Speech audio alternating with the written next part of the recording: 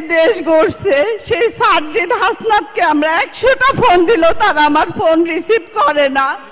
এই উপদেশটা এই তত্ত্বাবধায়ক সরকার আজ পর্যন্ত পারে নাই আমাদের খোঁজ নিতে। এবারে খুব সংক্ষেপে শহীদ আব্দুল্লাহ বিন জাহিদের মাকে কিছু বলার জন্য অনুরোধ জানাচ্ছি।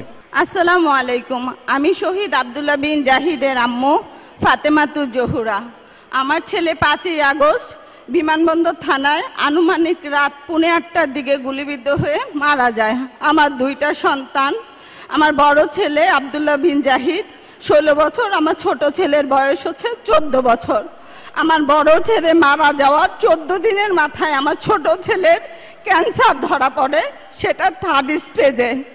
আপাতত আমার ছেলে ট্রিটমেন্টে আছে। সব মশার বিরুদ্ধে সুরক্ষা দিতে এলো বসুন্ধরা এক্সট্রিম অ্যারোসল, মশার বিরুদ্ধে এক্সট্রিম সুরক্ষা।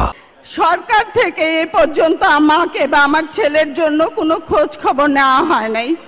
এই মার্চের 18 তারিখে আমার হাজবেন্ড ব্রেন স্ট্রোক করে মারা যায়। আমরা বিএনপির পরিবার থেকে আমার ছোট ছেলে জিসানের ট্রিটমেন্ট বাবদ যাবতীয় খরচ বহন করে, তারা আমার খোঁজ খবর নেয়। কিন্তু যাদের রক্ত দিয়ে আজকে এই দেশ গড়ছে সেই সার্জিদ হাসনাতকে আমরা 100টা ফোন দিলেও তারা আমার ফোন রিসিভ করে না। এই উপদেশটা এই তত্ত্বাবধায়ক সরকার আজ পর্যন্ত পারে নাই আমাদের খোঁজ নিতে। আমার হাজবেন্ড মারা গেছে আজকে 3 মাস। আমার বড় ছেলে মারা যাওয়ার পর থেকেই আমার হাজবেন্ড অসুস্থ।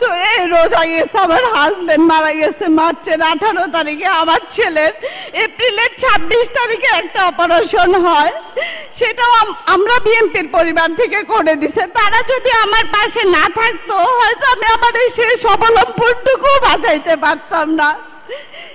এই শুক্রবার 4 তারিখে আমার ছোট ছেলের আরেকটা অপারেশন হবে। সবাই আমার ছেলের জন্য দোয়া করবেন, কিন্তু আমার ছেলে রক্তের বিনিময়ে যারা এই দেশ গড়ছে তারা তো